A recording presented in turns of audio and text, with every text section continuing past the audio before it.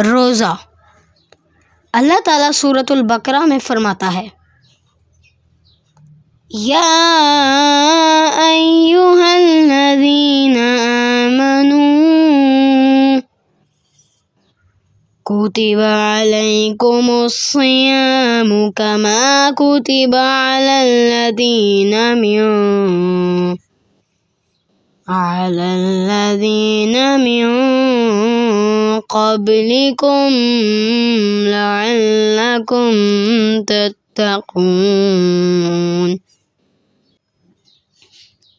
اے ایمان والو، تم پر روزے رکھنا اسی طرح فرض کیا گیا ہے جس طرح تم سے پہلے دوسری امتوں پر فرض کیا گیا تھا، تاکہ تم پرہیزگار بن سکو۔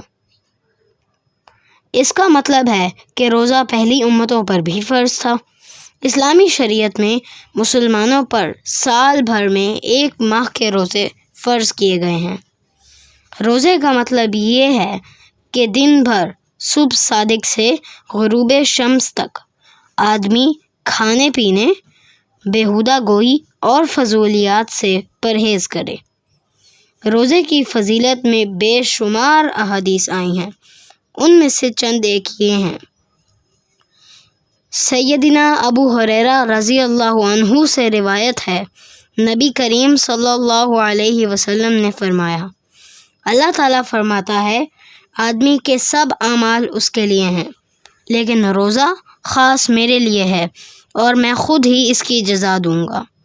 یعنی روزہ ایک ایسی عبادت ہے کہ اس کا بدلہ عام نیکیوں کی جزا سے ہٹ کر میں خود ہی دوں گا اور قیامت کے روز ہی بتلاؤں گا۔ رمضان المبارک میں روزے جیسی عظیم الشان عبادت کے ساتھ ایک اور عبادت یعنی تراویح کا تحفہ ملا ہے۔ تراویح اور تہجد دراصل دونوں ایک ہی عبادت ہیں۔ رمضان میں عشاء کے بعد جو نفلی نماز ادا کی جاتی ہے اسے تراویح کہتے ہیں، اور غیر رمضان میں جو نماز صبح صادق سے پہلے پڑھی جاتی ہے اس کو تہجد کہتے ہیں۔ احادیث میں قیام رمضان یعنی تراویح کی بڑی فضیلت بیان کی گئی ہے۔ صحیح بخاری کی روایت ہے، سیدنا ابو ہریرہ رضی اللہ عنہ بیان کرتے ہیں، رسول اللہ صلی اللہ علیہ وسلم نے فرمایا، جس شخص نے ایمان کے ساتھ اور ثواب کی نیت سے رمضان میں قیام کیا، اس کے گزشتہ سارے صغیرہ گناہ معاف کر دیے جاتے ہیں۔ نبی کریم صلی اللہ علیہ وسلم عام حالات میں جس طرح قیام اللیل کا اہتمام فرماتے تھے، پھر اس مبارک مہینے میں ایک انعام شب قدر رکھا گیا۔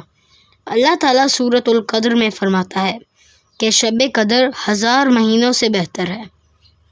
صحیح بخاری میں سیدنا ابو ہریرہ رضی اللہ عنہ سے روایت ہے کہ نبی اکرم صلی اللہ علیہ وسلم نے فرمایا، جس شخص نے شب قدر میں ایمان کی حالت میں ثواب کے لیے قیام کیا، اس کے سابقہ صغیرہ گناہ بخش دیے جاتے ہیں۔